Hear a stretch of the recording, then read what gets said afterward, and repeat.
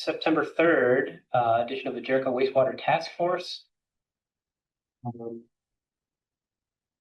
Tonight, we have 7 items on the agenda, which includes this little preamble, opportunity for public comment, which I don't see a lot of public in person or on Zoom. Then we're going to review the task force charge, review the draft timeline for the preliminary engineering study, discuss the task force scope of work, continue discussion of the FY27 budget requests, and then identify possible topics for the future meeting. Anyone have issues with that agenda? Where are you going? Oh yeah, do we have a stop time that, 9, we do have, all right, we gotta get all that in before 9, okay, great. One last call for public comment. I'm actually not on the Zoom, I normally do, but I did. There's enough of you on there, I don't see anyone. There's nobody on there? It doesn't look it. So click first on the agenda then is review the task force charge. Happy to leave that. Hi everybody, it's really good to see you again. Nice to be back for this second meeting of the task force. I wonder if, for my own benefit and just in case folks are still getting to know each other, could we just do names one more time? I'm Kate McCarthy with CCRBC. I didn't announce my name. My name is Erik Johnson. I'm the chair of the Selectboard and apparently also chair of the Jericho Wastewater Task Force. Congratulations. Thank you. I'm Chris Brown. I'm on the Planning Commission. I'm Susan Brizzy. I'm on the Planning Commission. Peter Booth on the select board. Joe Flynn, resident. Justin Willis on the DRB and a wastewater dude. And Chris Shane, town planner for Jericho. Very good. Thanks, everybody. All right. Well, we had a good kickoff meeting the last time we met at the beginning of August, and based on that, come back with some agenda items to start focusing in the work of this task force. So first, I sent a draft task force charge and operating principles and summarized that on the next 2 slides. So for this first working agenda item, wanted to see if you had any thoughts or reactions. And I envision this as an open discussion. I also, if you agree, I think this task force charge can change over time if we need to refine our work based on what we learned. But in the meantime, and to get us started, it's an important tool to show that we have a shared understanding of what we're up to and to communicate that to partners, including the select board and the public. So what I'm going to do is pull up the Word version of that and add your feedback to it as we go so that I can send you a revised version later. But here's the first slide. You know, the Word document that I sent you had kind of a preamble paragraph saying, recognizing that wastewater is a key ingredient for achieving the community's goals for housing, vibrant villages, and a clean environment. The Jericho Select Board created this wastewater task force in April of 2025. I wrote February mistakenly. Building on recommendations in a recently completed feasibility study, the task force is exploring the creation of a wastewater system in Riverside Village. And then there's this bulleted list. What will the task force do? So maybe we could start there. Does this bulleted list, is it clear? Is it what you think this group should do? Is it missing anything?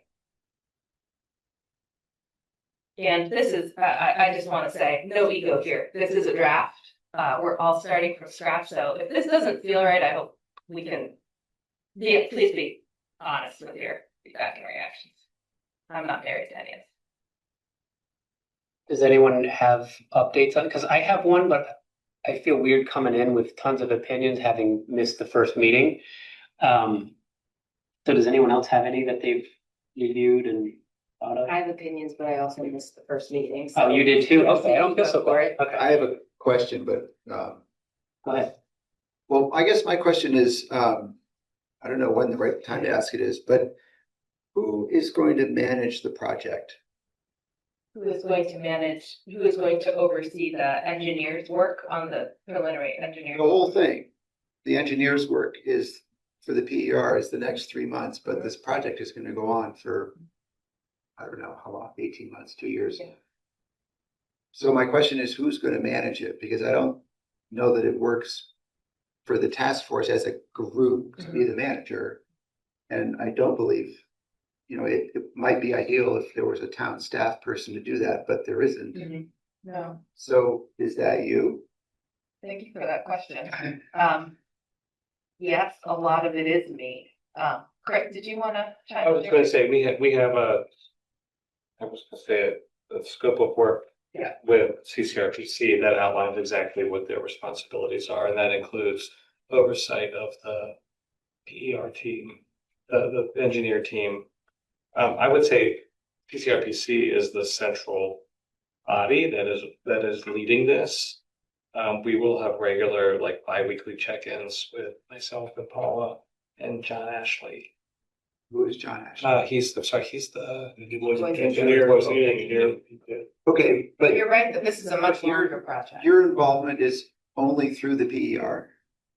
On my list of, project management tasks, it's helping manage the PER and helping manage this task force, but you're right, it is through the PER. The PER is expected to wrap up late spring.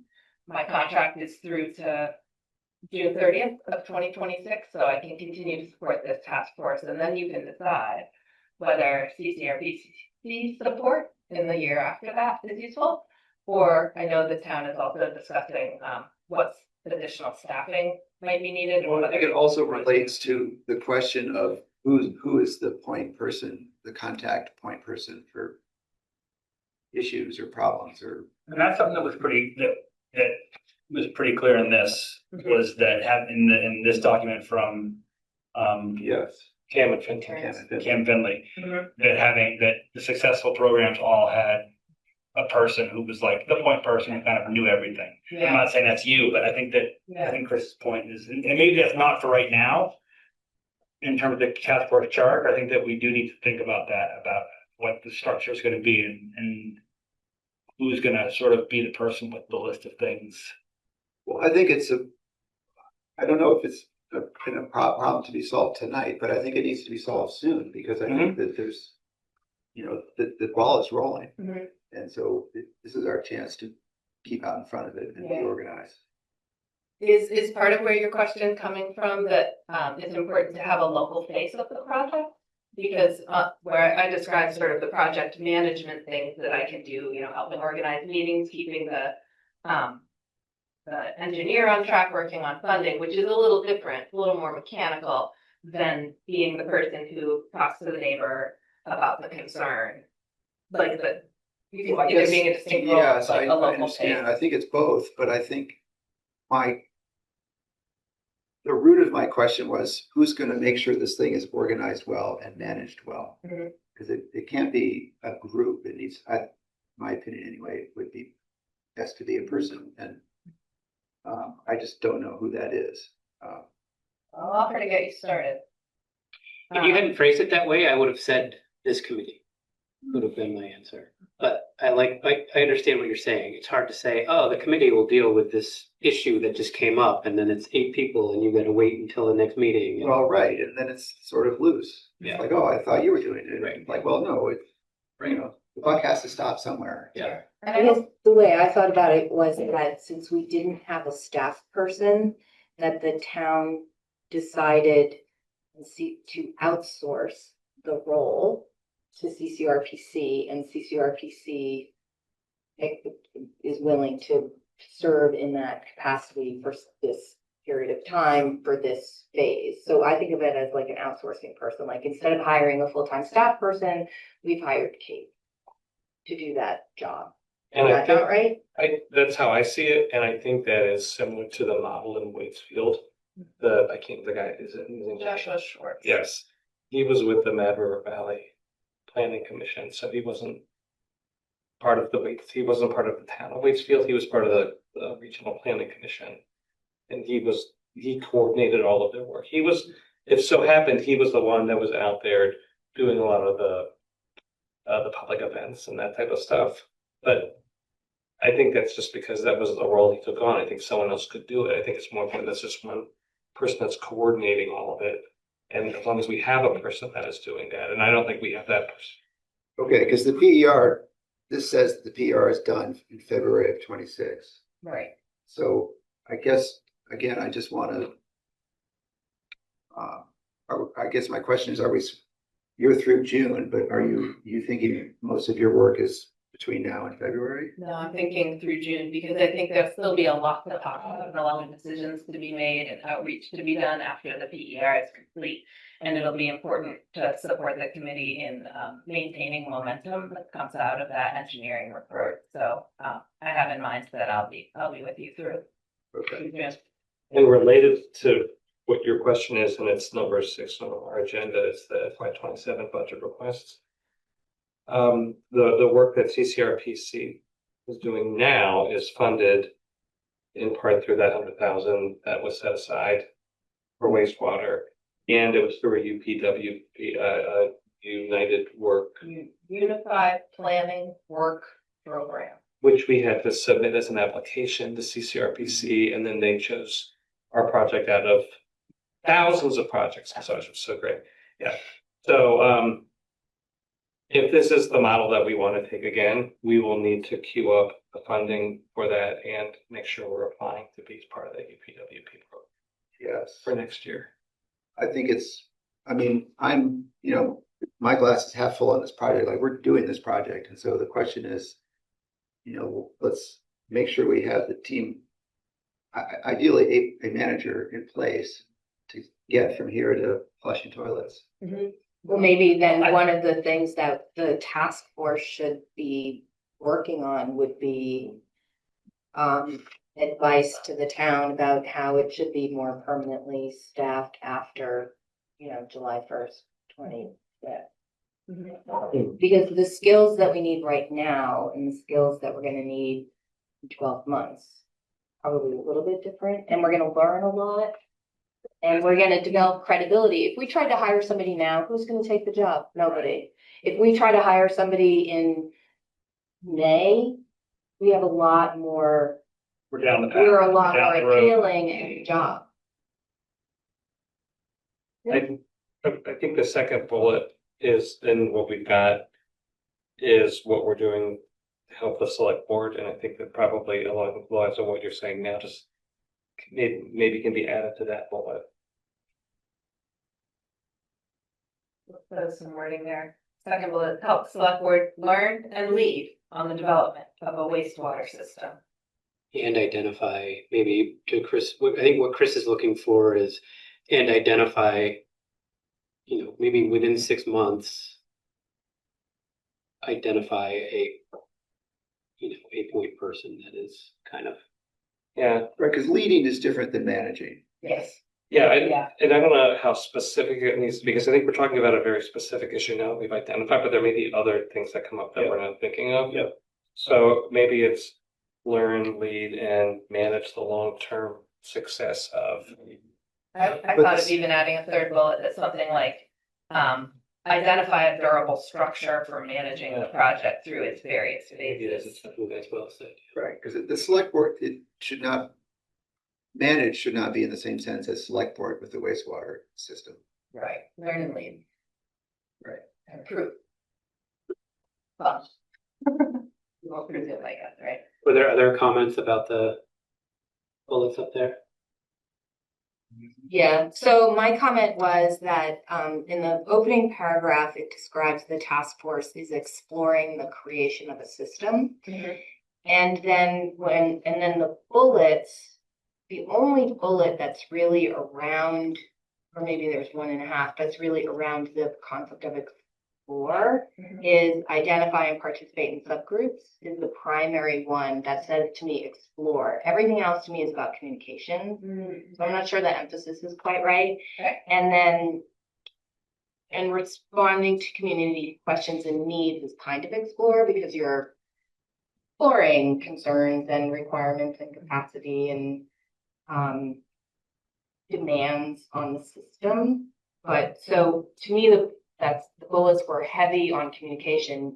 Great, that's a good thing, but maybe a little too light on the explore part, because, and the order to me seems a little off, because I think before we do a lot of outreach, we need to do a lot more exploring so that we have some more information to offer. Okay, so let's rework it. Did you come with do you have a bullet, or are you off the top of your head? Well, I'm gonna add my comment in there because I think it fits in well. I really want to see specifics called out, like maybe as like the first or second bullet of we need to figure out how to fund this. And I know you have finance in the parentheses down there, but to me, that's the whole thing. Yes. The whole thing is figuring out the funding, because right now I would say it is not feasible to do a septic at $22 million to do the whole thing. I understand we're going to look at hopefully doing it in phases. We had some really good discussions with kind of that final report when John Ashley came in, and I like the idea of starting, but like we've got to figure out. I mean, we've got to figure out financing, and before, like, we want that before we start doing out. I mean, we should always be doing more outreach. It'll be than we're the doing. first question. Right, it's going to be the first question. So I don't want to go outreach and be like, guess what we're going to do, but we don't know how we're going to pay, right? So I just would have that as a bullet, like figure out, like we had somebody come in and go over a whole bunch of different financing options that are out there, and I feel like that needs to be our main focus. But VLCT can be a great resource for that. Because they have, I attended a seminar with them last year, and they said they could have a point person to work with us throughout the project that would take us through all of the funding options, step by step as we go, sort of in real time. So I think that's a resource we should tap into. I don't want to get too into the weeds, but your point brought up a question that I had when I was going through this, that in Wastefield, in 2024, they had a successful bond vote in June. And then, as the date this was written, it said, presently there are no published estimates of the operating costs and user fees. And how could they possibly have passed a bond without telling anybody what it was going to cost? They have estimates. They have estimates from the PER that. It says presently there are no published estimates of operating costs and user fees. But that's the bond was to, I believe, fund construction. As opposed to operating and user fees. Right. How did they ever get anyone to vote yes for like a generic? Like what Eric said, like, why would anybody vote yes? And they go, oh, oops, sorry, it's charging you $3,000 a year. Maybe what they mean, because they're using the word published very definitely, is that there were estimates but there's not like a fee schedule today where house number 34 will pay X dollars, like, Comcast, like they. Yeah, but other towns had like, for this size house, it will cost this much a year. For this size house, it will cost that much a year. Right, I'm I've seen thinking they it. had that, but they just haven't published it yet, like, this is the fee that's gonna be charged. Starting June 1st, whatever. Yeah, it just seems weird to me that other towns had general numbers and hadn't had a bond vote yet, and this town had passed a bond and did not, and Cam and Finley were unable to get any numbers from them. I'll have to ask Josh what that means. I've been meaning to talk with the project manager for that project. I think this is going to be a question that we come up against again and again as we talk about this. One of the recommendations from Cam and Finley's report is to really lead with values, lead with outcomes. What can a wastewater system get us? Knowing that money is so important, that people care deeply about it, and that the town's on the hook to make it happen. When it's an expensive project, that's a huge obligation. So I think one of the challenges for this group working together will be to figure out how you do both of those things so that it's not all about happy future with unicorns and it's not all about the dollars and cents. I think we're going to have to braid that together in a way that's respectful of the things that people really care about. So I agree with your point that figuring out how to fund this needs to be very, very important. And I wonder if we might end up doing that kind of in parallel with general education outreach, getting people excited. The other thing that I've learned that I will continue to learn about when it comes to funding wastewater systems is that there is so much about it that's not certain until it's over, or until it's about to be built based on the funding stack, the different grants or financing mechanisms that come together. And that combination, especially the proportion of grants to loans,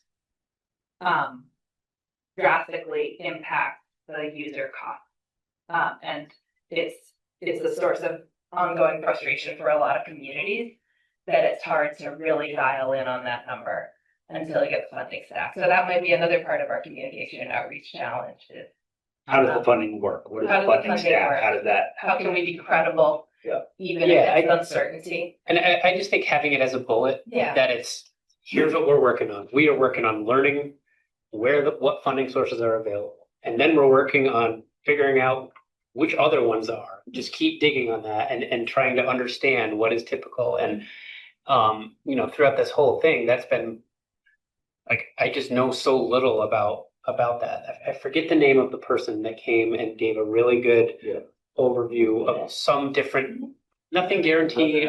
Was it? But that's Claude is an engineer at the Department of Environmental Conservation. Is that a Vermont Selectboard, I know. Yeah, Vermont DC. Maybe that's what I'm thinking of. Anyway, so like someone like that can like, Yeah. I think in 6 months, this committee should be, task force, excuse me, should be like be able to rehearse that, Okay. recite that like she But could. another, I think, important piece of the money is the projected revenue. Because there will be, Absolutely. Taxes. Right, all that, you get the whole Yeah. financial outlay. Yeah, so it's absolutely. not just a loss, it's also a gain. And the question is, how much of each? And I guess my question is, and I think we talked about this last time, is how do we get this information? Right. So that is a recommendation, sorry. Go ahead. So we're probably gonna have a subcommittee, and that subcommittee can work with the LCT or perhaps another consultant or folks at CCRPC. That really. That would be staffed out of like a smaller group of the people here. Yeah, and I maybe in this section, I would like to suggest that we identify and then divvy up into subgroups. Subcommittee, that's too formal. I wrote a bullet down, see what you think. Research and pursue a responsible approach to financing, funding, and operating a wastewater project, including grants, loans, and other opportunities. And revenue. I guess I'll replace operating with revenue because that's really what I was getting at. So research and pursue a responsible approach to financing, funding, and generating revenue. I think revenue is covered under operating, right? Like, But it's a positive. All the other things, like operations, cost. it's a cost. Expense. Revenue is a positive. I think it'd be nice to have a positive in here. I see what you're saying. I'm just curious Donations. how we will generate revenue on this. We're gonna have They'll pay fees. Like I'm hooked up, so I. Again, new revenues, they'll cover costs, but it's not, to me, revenue is money gaining, new residents would be paying tax. No, I New residents would be understood. paying taxes. But again, I'll go back to the same thing, is you have user fees and so on. My belief is if this goes forward, your user fees will be enough to keep the system up and running and some sort of capital plan, but not as a bankable income for the town. That's not the goal, right? Revenue could be. No, but I think he needs to offset some of like, so you're not just looking at like this huge expense, but hey, what helps? Yeah, but once it's built, yes, once it's built, it should be self-sufficient. But again, I see revenue as money above self-sufficient, and maybe I'm missing something, but I just want clarification on that.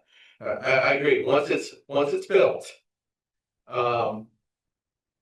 whoever's hooked on should be. But I think Satisfying. an important piece of this is also to understand the ways in which it will benefit the town as a whole, which could be new residents and new businesses. Well, But I think that's part of the outreach. Like, I feel like that comes into outreach, because that's, all of that stuff is what we're gonna have to. What he's saying, I think is what you're saying, your overall financial model maybe should look at the bigger picture of sort of secondary financial benefits, like So that the someone, brand list will increase by this much. But we and can't build that into like, how are we gonna pay this $23 million bill? Well, we No, have but you housing need- growth projections and that Somebody are gonna guarantees be better. feeding into the capacity, which feeds into increased tax revenue. So whether or not you use the word revenue, I kind of would agree with Joe a little bit, but user fees maybe is a good word to use, because in the report, people said, I'm not gonna get it. I can already move somewhere. Yeah, and I'm not gonna, I I think that's a- don't wanna pay for it. that's a- So people who are gonna pay for it, if we use the word user fee, at least somebody reading this thing subconsciously. Oh, okay. is like, okay, other people are paying for it. But then I think Chris is correct that there may be additional secondary financial benefits that maybe we don't publish, maybe we don't talk about. Well, I but think that's we more should healthy, know like Eric, like, hey, like, why do we want to do this? Well, because it will provide growth, which will increase our grand list, which will increase our tax That's base, better. like, Yeah. all that kind of That's stuff. better than, to me, what you just said, Right. than revenue. And Justifies the bond. Right, exactly. that's a reason to vote yes. I don't think that's a reason, Right. I don't think that's a factor in the figuring out where the $20 million comes from. That's a reason to vote yes, but it's not a factor in paying the bill to begin with. So if this is a money bullet, it could read, research and pursue a responsible approach to I'm financing. sorry to cut it in. I keep forgetting the word. Finance, what do you say, reasonable? Responsible. Can you say, I prefer viable, responsible, viable just feels like more of a neutral word. Cool. Sorry to jump in. No, I just threw that in there as we were talking, so that's a good edit. So, the financing and funding for a wastewater project, explore grants, loans, and other opportunities. Identify how investment in wastewater helps generate additional grant list value and other community benefits. Is that broad enough to include like looking at the CHIP program and looking at like development and the development, the anticipated development and then their contributions, because that's part of the revenue that's not fees, that's more the. Yeah, I would say that's grand list value, which Yes. translates into tax revenue, and I would say that the CHIP program, which is the Community and Housing Infrastructure Program, the project-based tax increment financing that just passed, that's a financing program, so I think we capture it. Okay. I'll send this back out again so you can chew on it some more, but, Susan, you said, say something more about exploring. What, Oh. I wonder how we might capture that. Well, I think we just made a lot of progress Okay. on the financial piece. Maybe just flushing out the bit of the subgroup. So we just flushed out a bit on financing. Mhm. I think outreach is pretty well covered in the bullets so far as a start. So maybe fleshing out a little bit on the engineering, exploring what does that mean? Mhm. So how the task force will, so the task force will like review and monitor. Is the task force gonna vet the work of the engineer? I think the task force will review and ask questions. I think people have different skill sets and some people may be able to actually vet the engineering work. Those guys Not that we're pointing They're fingers there. Deep blue shirt over there. Probably like when you do the outreach committee. Or Tom. Yeah, Oh, for right, Tom. yeah, and Tom, right. Yeah, Laura has this here. So, I think there could be some vetting, but it might as much be like, we noticed that you put it this way. Can you tell us about your assumptions? You know, you'll react to see questions, that you have. So vetting just, sure. Vetting, but. Well, like ultimately, we're leading up to the select board making a decision. Mhm. So the community benefit part that you just captured, I would think the select board, sure, maybe they would do it if the thing breaks even, but maybe they wouldn't because it's a lot of work and it's divisive and it's risky and all those other things. Like, why do it if all it does is break even? Mhm. But if it has growth benefit and additional benefits, so to me, that community benefit piece is like big green flag. Without it, big red flag.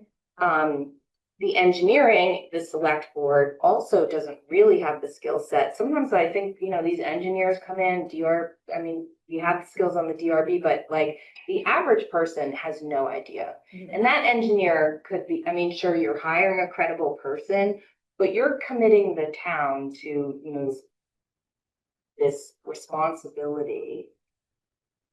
If I were on the select board, I would want like a second opinion or, real somebody to rake the engineering report kind of over the coals to make sure that it's accurate and well thought out.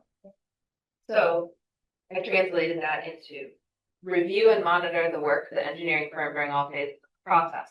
interpret results in order to facilitate town decision-making and public understanding. So there's an interpretation and translation function that could be played by experts in the room. We may determine that we need to hire a second opinion. That could be something that we invest in. But that, again, that's that overlap between the technical pieces and the decision-making and the political considerations. But we could lean on you guys to, Yeah. right? I mean, Yeah, the three of them, I mean, like, when they're all gone. Yeah. yeah. This feels like a natural segue to talk a little bit about working groups. Would you like to do that now? I'll just point out That that on the we're, agenda? we're at 7:30 right now, which Okay. is the end of the task force charge Okay. conversation time-wise. Well, let's conclude that. I do want to show you that second slide, that next slide, Chris. Did this look all right to folks, the operations piece? One thing that, again, going back to this document, was several towns met, the committee met, the task force met more than monthly. But we talked about that last meeting, about that maybe being some subgroups doing work, and that maybe the group meets just once a month, but the other group, things are happening outside of this. It may be that at a certain point days, we're like, we need to. We need to be meeting twice a month. Right. Is 6 PM too early? 7? I thought it was 6 PM, Eric corrected me. What's happening? All about food for me. At 6, I have to eat at 5. I think if subgroups is gonna be a big You part of how we can't- get the I- I- work you done, mean that's for probably. And this, how will the task force do its work? Mhm. We're gonna create subgroups with, specific focus and expertise, and they might meet at a different schedule. 6:30 works really well for the select board. Yeah, I'm good with 6:30, actually. I'm good. You can As long as we come in the fall, it's not gonna matter. I'm retired, I can do 1 PM. I'm good. 8 AM, I'll get it for 10 now, so. If an emergency. I think Rick could go see your town, right? 6:30 in the morning. 6:30 AM or PM here? Whatever, I'm good. Yeah, all right, we will change that from 7 PM to 6:30 PM. And Chris will update the calendar invite for it. Yeah. All right, great. Good, I'll flush that out with the working groups, which we had sort of loosely talked about last time, that subgroups could include like a technical review group, a financing group, and an outreach group. Does that sound right? That's the thread I had in my head from the last one. Okay, we'll cap off the meeting with signups or drawing names from hats to populate those groups. Good land, bud. Very good land. Time will tell. That'll keep everybody watching until the end of the meeting to find out. All right, stay tuned, folks. Okay, so shall we conclude that agenda item? Sounds good to me. All right, thank you. Next is review draft timeline for the preliminary engineering study. So I sent out a handout here where I tried to translate some of what was in the PER contract into what we know today so far about the timeline. And I think I put in big letters all over this that it is indeed a draft. But I want to let you know where things stand, because that really affects how we do the outreach and when the subcommittees get together and what they focus on.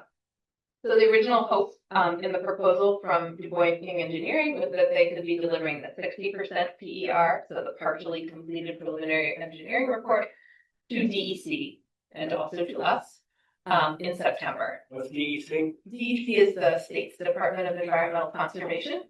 It's part of the Agency of Natural Resources, and they've got a wastewater division that oversees these projects. It's looking more like October or November for that. Okay. Yep. Hold on. Okay. Yeah. So, say this nicely. The first phase study that Du Bois King did ran way over schedule. It did. Okay. And so I am very reluctant to have this start Oh, here. with a delay. Yeah. from step one. I actually agree with that. I have the same thought. So who is, and this relates again to my question of who's going to manage the project and pick up the phone and say, you said September, we want September. Because I think that in the world of engineering, the squeaky wheel gets the grease. Yeah. We can be squeaky, so. I'm already practicing being squeaky, and I'm in touch with the engineer every week. I was in touch with DEC today about advancing our funding application, and I will keep doing that. The status of I'm going to tell you about two parts. We're getting funding from the Department of Environmental Conservation to pay for this study, and that loan application was submitted last week. They're going to review it at the end of this week or early next. I have a note in my calendar to follow up with them on Thursday if I haven't heard from them. So that's the funding. Even though the funding hasn't been buttoned up fully, John Ashley, our engineer, is starting work. He sent us some sort of preliminary work about doing test pits so that he can start getting archaeological review. Technically, the select board is the client, is that correct? The town is the client, and the so select board select- represents the town, so yes. Yes. So, Well, I want to make sure I get to the end of your question. Well, so if the loudest voice in the room would need to come from the select board, is that, if we get to the point where we're just not getting the results, is it Yeah. the select board that Send a picks up letter. the phone and says, this is not acceptable? I think that would be the way to step it up. Step it up from you. Yeah. Cause I agree. I had the exact same thought, like, great, here we are 1 month in and we're already back a month. Like, Okay. and we had this problem with the Boys and King on the Yeah. previous, on this exact project. On Monday, Chris, Paula, myself, John Ashley, and my colleague Taylor Newton are sitting down for a project kickoff meeting with each other. I can raise this concern. And we can have Paula do it on behalf of us as the select board. Yeah, she can say the select board is concerned. I mean, she can, Mhm. two of us can speak for the five of us. Not really, but. Oh, we can. They nominated those crazy people to make this. Wrong, it's not court. Yeah. Yeah, right, and we're representing the select board. Yeah. Can I ask a little bit about how would our efforts differ if we got the final report in February instead of April? I just, I don't think that matters. It's For me, it's the fact that we got strung along a long time with the Boys and King and we're new project or, continuation out of the gate, we're already being pushed back a month. we got a lot. We, the select board, even before Peter was on it, got a lot of heat on What's the on deal? how long that took. Yeah. and according to the Guys. portion that Cam and Finley did, one of the important things is to keep the ball moving at all times. So I hate to start the job with a delay. It just sends the wrong message. When the public was upset about it taking so long,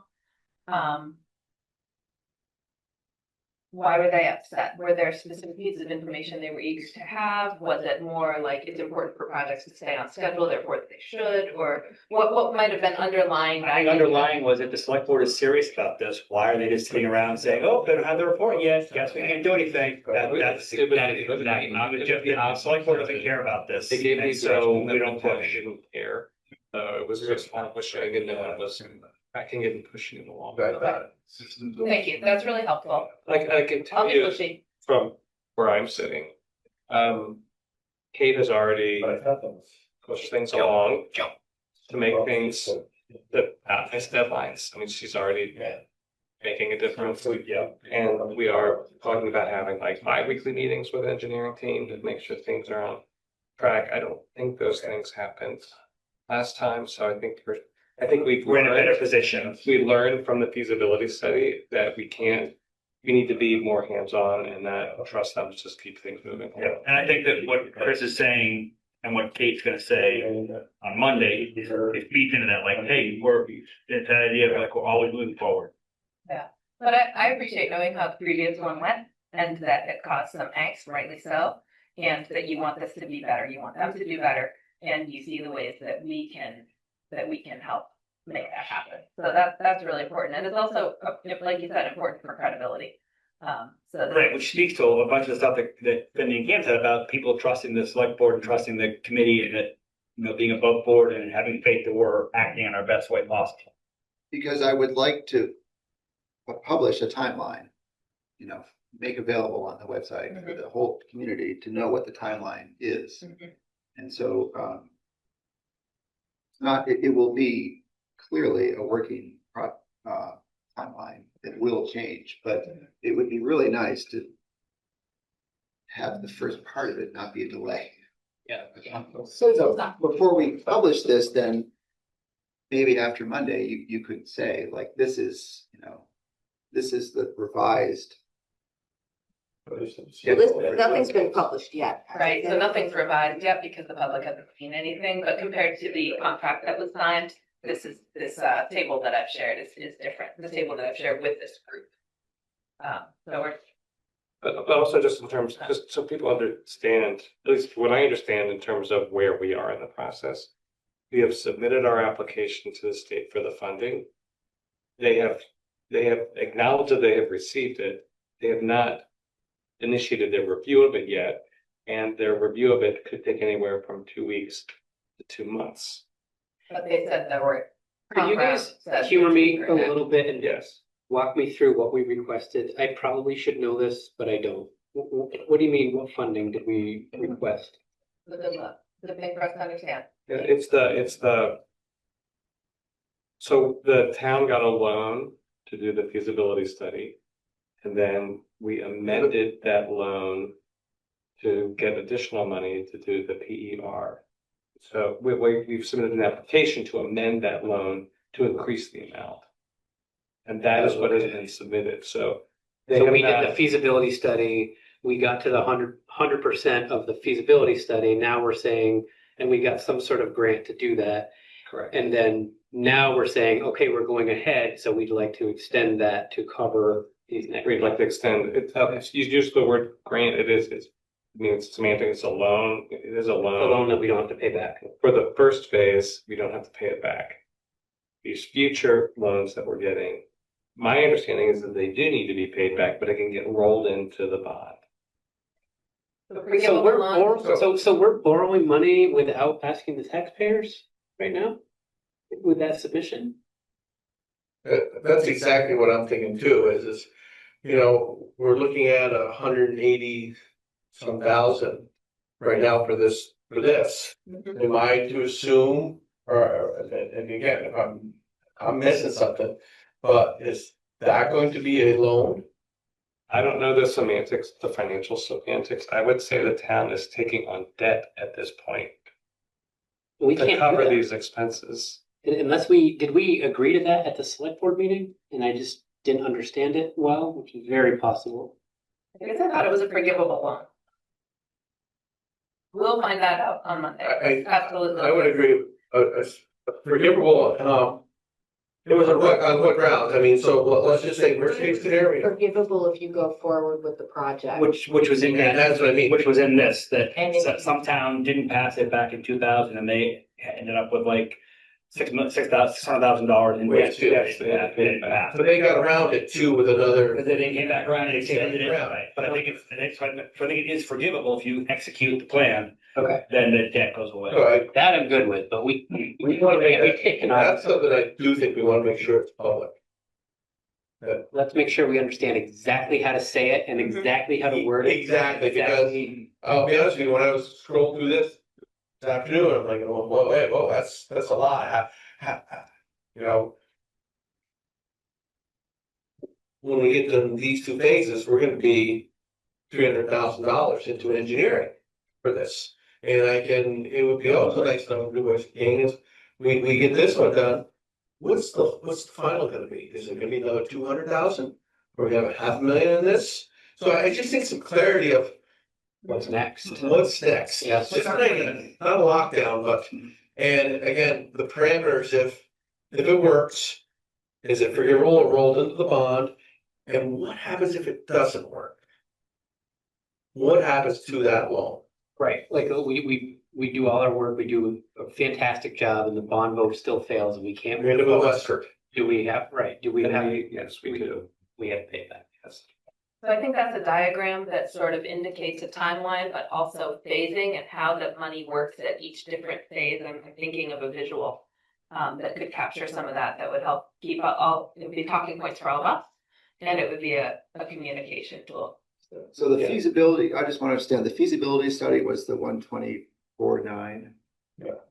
And then the total added for these two is 309. So this phase, the second phase is 180 or something? 180. 180, Right.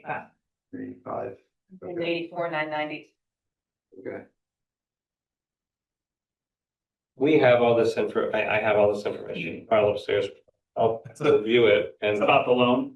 about the loan. I shared what I thought what it was, but then people are like, is that right? And I'm like, I think it is. So I will review my notes and we will include that in the next. Just that's a big line item that on the budget. You know.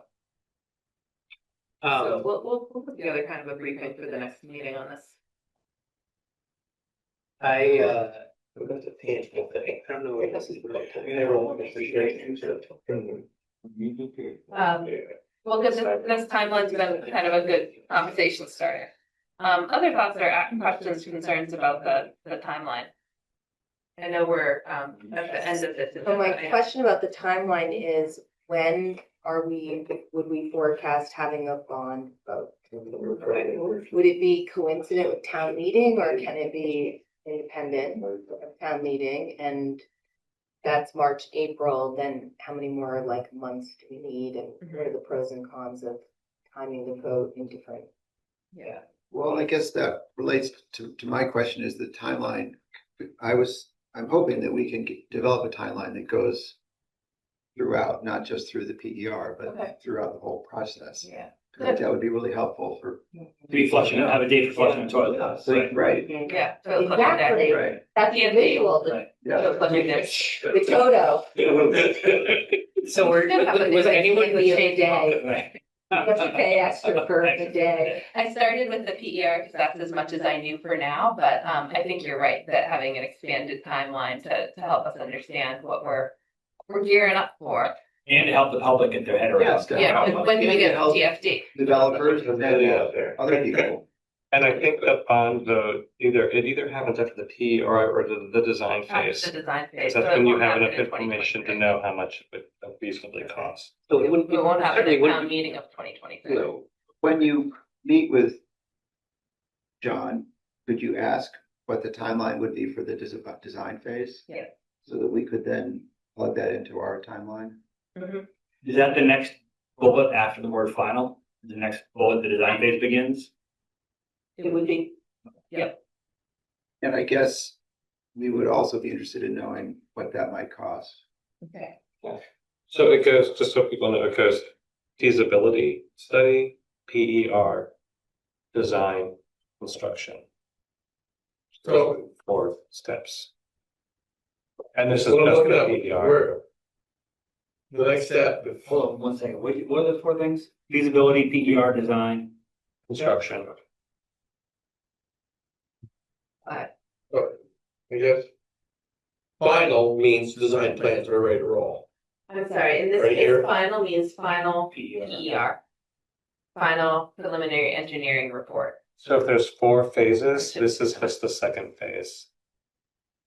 Maybe that, since it's all around the 100%, should that be 100% PER? Yeah. Instead of the word final?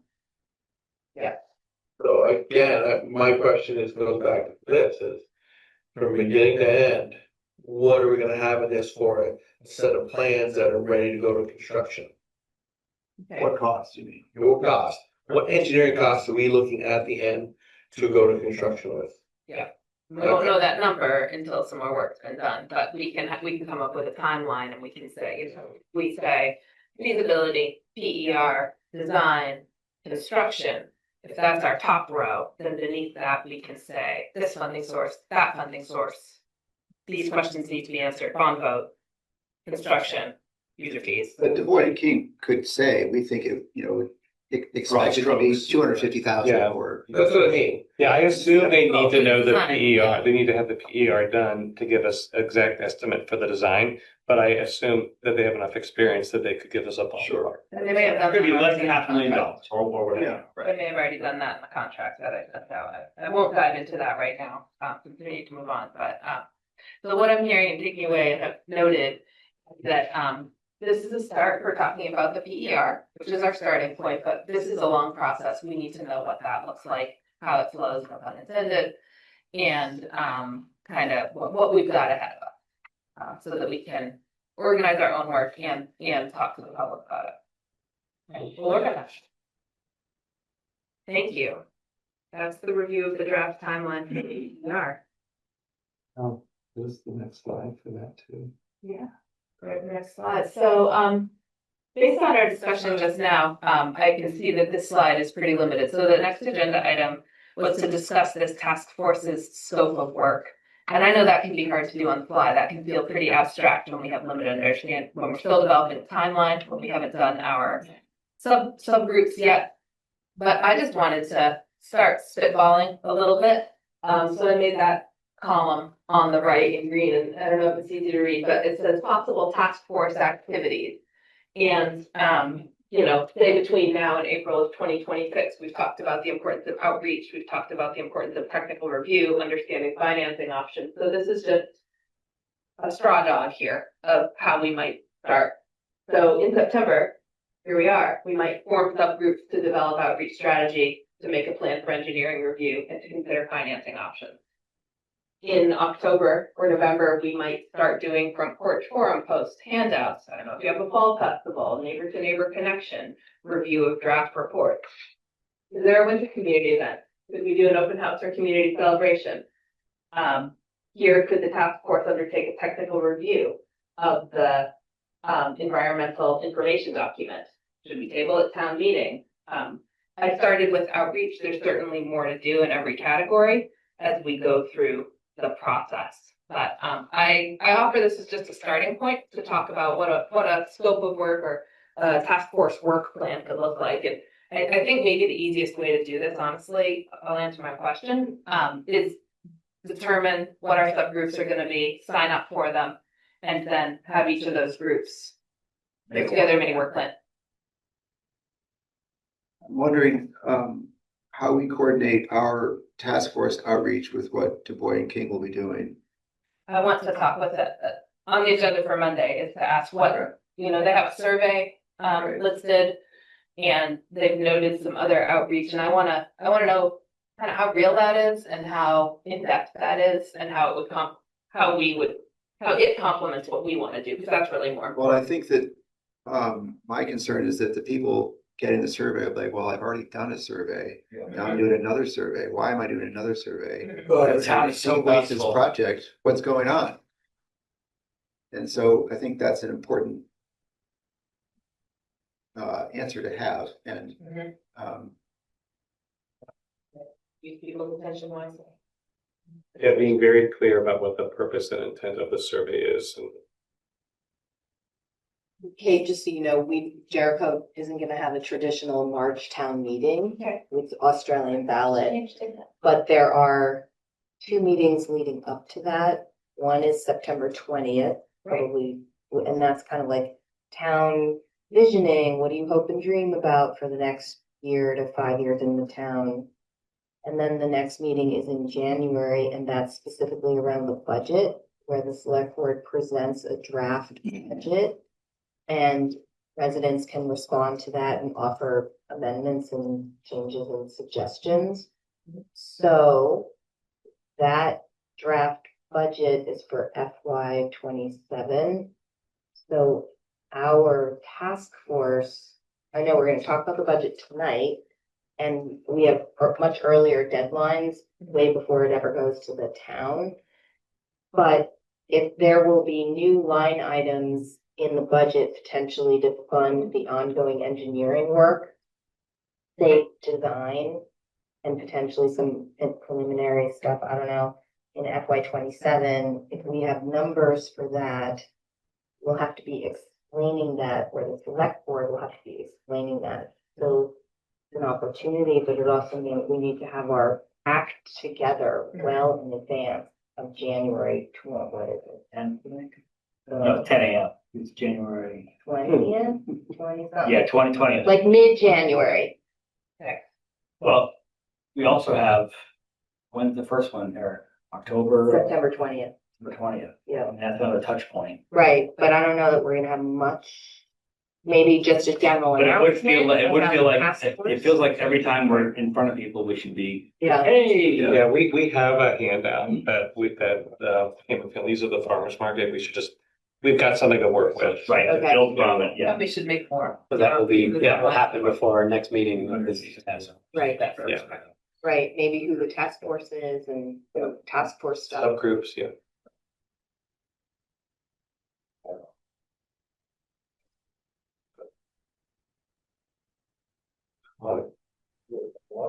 Who the task force is, subgroups, timeline as it's known, what we're doing, why it matters, benefits. So basic outreach, cost. All right. Very. Other thoughts on task force activities? Do you want to talk about subgroups? Do you want to talk about something else? What did you say for subgroups? Outreach, finance, and what? Engineering. Either engineering or technical review or, yeah, I mean, outreach, finance, engineering, I think- clean. I think we should talk about the subgroups now because the next item is getting into the FY 27 budget request, and this just seems like a better place to talk about them. I think the engineering subgroups already started working. Yeah, it seems like they have, yes. It's It's too bad, because Joe's gonna be on the outreach group.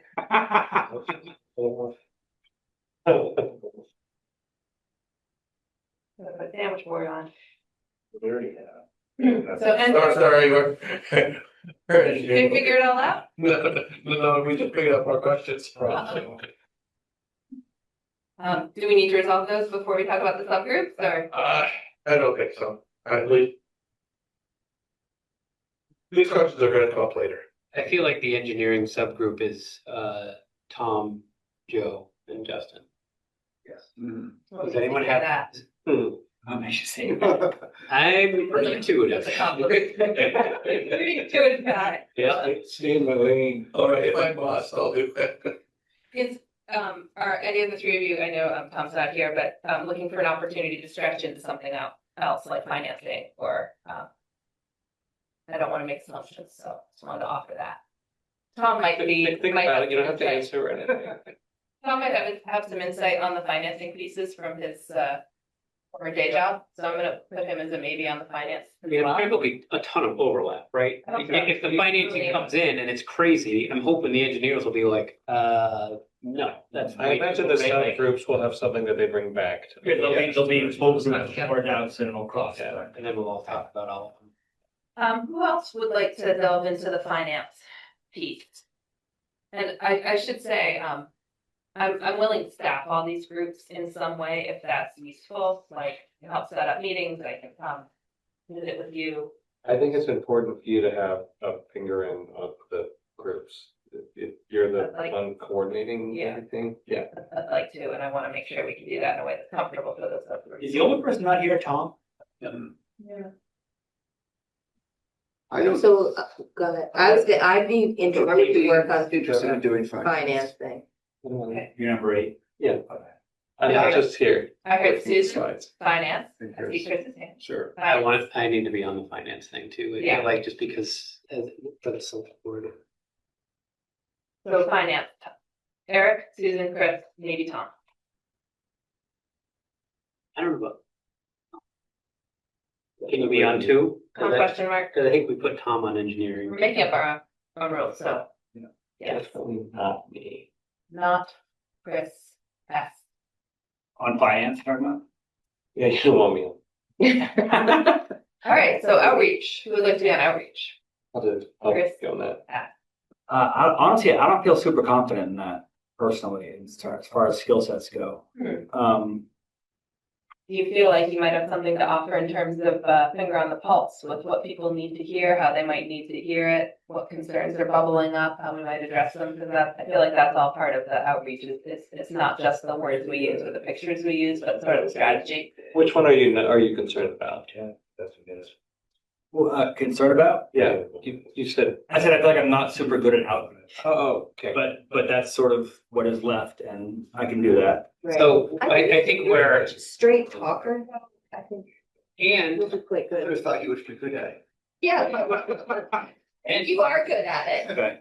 like, you live right there. Like, I Right, feel like right, that's a that's huge. true. Yes. Yeah. Like I'll be tying in, like I'm right. You might be tying in, you can be like, oh, well, no, you guys are complaining about this. No, here, listen, here's what we're working on. Here's why I feel like, And that there's an ambassador. yeah. Well, that's the problem. I kind of wanted to tell them to shut up. I disagree. I mean, and that's approach you can work on, you can stop that up a little, you know? I wanna nominate Susan, because she is so good at communication Yeah. stuff. I'm worried about it though, because Cam and Finley's report said, how to see the planning commission. Place it was like, Yeah, but So- this is the working group. They didn't have that is Susan on the bringing planning commission. the recommendations to the. It doesn't mean, the outreach committee isn't the one necessarily going out and handing out flyers. It's the group that's coming up with the strategy and preparing the materials and that kind of stuff. We don't have to put your name on anything. And I also wonder if later on, So, I don't know how this works, how the select board would feel about that, but there may be people other than the 8 folks on this task force who will hand out the flyers or pass that out for Chris at farmer's market or. as part of the outreach is having the right people posting things on Front Porch Forum. It's identifying the trusted community member. Like, I'm not that person. I don't live in Jericho. Right, but you tell us what to do, which is great. Well, I'm like, we need to find these people, right? And I say, who are these people? And then we find them and then we get them to do it. Or Well, we I'm ask happy to help. I'm a little worried about overcommitting and not delivering. if you want to be a technical You could be an advisor. advisor. of Some group. Yeah, Yeah. kind of maybe how Tom might be an advisor to the finance group. Yeah. And sometimes do you maybe. want to be on finance? I prefer you on Well- outreach for that and never having to say a word in public. But I think you're brilliant at like. Yeah. You're really good at like thinking all this stuff through and how to communicate. And Well, I totally agree. The planning commission needs to not be on the front line. right, sure. Yeah, I I agree. mean, She's not the best. selfishly, I wanted to be on Yeah. finance because I want to work on the capital plan and I'm trying to like be efficient with my time. Because I'm gonna be working on financing kind of anyway through the capital plan. But maybe I wouldn't have to work on that as hard on the capital plan if there were really good finance work being done in this task force, just feeding us the number. If we maybe start with the configuration that we've talked about, we can maybe shift as we identify what each group will do, and that might help people be clear on whether they do or don't want to be on certain ones, and we can kind of adjust accordingly. Do that. So If I was just gonna say, I could also be on finance, because I mean, I don't like balancing checkbooks, but I mean, I would be. I believe you said like 10 minutes ago, you don't want me on finance. I don't because I don't want, I don't like carrying numbers and all that blah, blah, blah stuff. But in terms of like Chip, like what's the program? Who do we need to Right. contact? Right. That kind of Facing stuff. with all the I think that's state. what the finance That's what committee the finance is. It's committee just does. figuring No out. math involved. So I Right. should probably, Yeah. I can do that. It's almost like an outreach committee, but outreaching to these agencies and. Like a sourcing group. Yeah, So would this work for you? I've written down the names of people who are interested in different groups. Would it work for you if in the next week I got in touch with you, helped you set up a time to have an initial get together to talk about activities, mini work plans? That could happen kind of at the midpoint between this meeting and the October meeting, and then each subgroup brings back its mini work plan to October. I think it would be helpful for the subgroups to have something to structure their thinking. Okay. Like if maybe you and I could put together a worksheet that's sort of like, what are the key questions? Here's fill in the boxes. Okay. Flesh it out so that when it all comes together, it'll be easy to put in the same form. I like that thinking. I have a logistical question. In terms of reaching out to VLCT, does that need to be a town staff person or can somebody It's your, maybe do it I on think behalf of? I have an account, Peter has an account, I don't know that. An account for what? Sorry. Reach out to VLCT. Like Just VLC says specifically for paywall, finance we piece. can't get into it. It's for the I can finance. get you in there. I think you could email Katie I can get you- Buckley I can and get you in CC there. me and Chris and say, hey, I'm on the Jericho Wastewater Task Force. I'm working with Kate McCarthy and Chris Shaheen. Okay. I We'd like to attended get it blah, out. blah, blah, Okay. you said blah, blah, blah, Okay. I'm here to cash Okay. in. Yeah, we're looking to assemble resources. Sure. Okay. Yeah, I think that would be fine. And I'm the lead on this committee, on this subject. Yeah. And I'm just. There you go. Own it. There you go. Yeah, Katie, it would be Katie Buckley or Bonnie Moniger. That I'm okay. You know. I'm Yeah, saying- I was just talking about the login for like to actually log in, we have stuff to go do. Oh, yeah. But emailing people. Right. Sure. Okay. Katie, Bonnie, or who's the former assistant town manager for town ethics? I don't know, I'm not sure. Okay. But we're also talking to them about doing stuff with us on capital budget. Right. You could reference that. Yeah. Yeah, okay. So Chris and I will create a worksheet and I will reach out to help either distribute that worksheet, set up a meeting time, unless you'd prefer to just do that amongst yourselves. No. These little corralling. I'd be glad to do it just so nobody else has to. Right. Yeah. Should we identify a lead for each of the subgroups? So that you're just communicating with one person? Either way, they're small subgroups, so I'm happy to communicate with 3 people or 1 person. And I think that having, if you communicate with one person, it just becomes that if you're communicating with me about outreach, I can then go say, oh, let me check those data with Chris Shaheen and Susan, and see if it just sort of adds a layer of.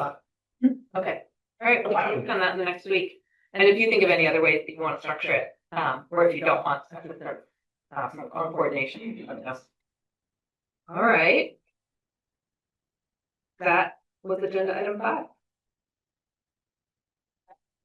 Continued discussion of FY 27 budget requests.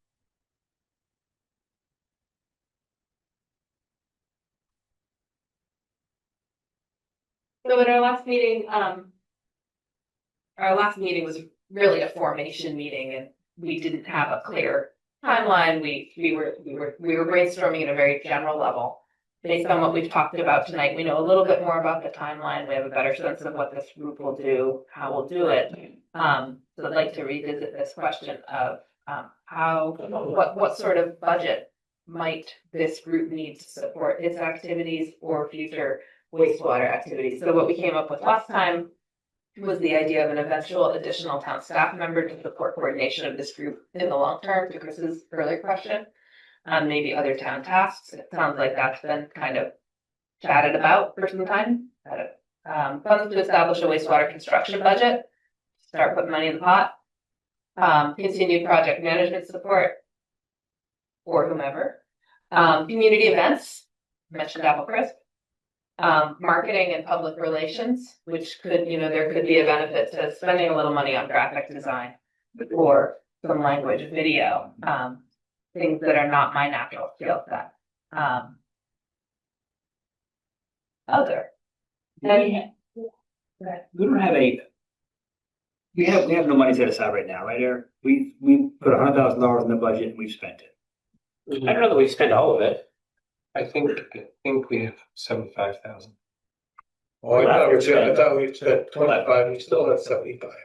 And that's what you Yeah, said. that's, okay. And that 25,000 was spent basically on CCRPC services. I think it's closer to, no, it's 25. As far as I know, there's been, I think I remember asking Paula about it and she said 75 was fine. And I think maybe it was you, Joe, who made the point last time that that first $100,000 is a great vote of confidence from the select board. And you think that, or maybe somebody thought that we could go back with a very similar request But after that point, at that point and after that point, having some clarity about how it would be spent would be important. Well, I mean, The way we did that 100,000 was we pulled that out of reserves. We did not ask the taxpayers for that 100,000. oh, really? Well, it was in the budget. It was in the budget. On the budget. It was in the budget, The but- budget didn't go up because of that $100,000. Okay. It's basically, when you have your checkbook, you have a little slush fund, your checkbook, we just took money from the slush fund. Yeah. Not a literal slush, just like. We were trying to find a way. So we have our own little. We had a rough budget season last year, and we were trying to find a way to show support without going as high. I mean, it was a very large increase already, so. As you may have noticed, 2 weeks ago. Right. The only thing on the list up there I don't see that we might want to consider is bringing someone on to help us with the financing piece. Unless we think we have that expertise in-house, I don't know. No, we don't have that expertise. What do you mean by the financing piece? Are you talking about the stack? Figure out who's got money to give us, or do you mean like actually figuring out how to like start working this bond, figuring out what it might look like? Like, I think we have the resources available to us to figure out the public financing pieces. okay, I'm thinking more about someone who can do development projections, chip number projections, tax revenue projections. I think we could. John called. I think we have. I mean, every budget season, I ask questions just like that of our financial coordinator and Ryan, Brian. Forget what he's the treasurer. You know, RCAP, RCAP. The Rural Community Assistance Program. Yeah. Wastewater. It's a Yes. nonprofit, right? So I went to one of those, municipal conferences in Montpelier, and they gave a presentation that that's what they do, where that's one of the services that they provide, is helping towns develop like the whole financial structure around wastewater. They were consultants.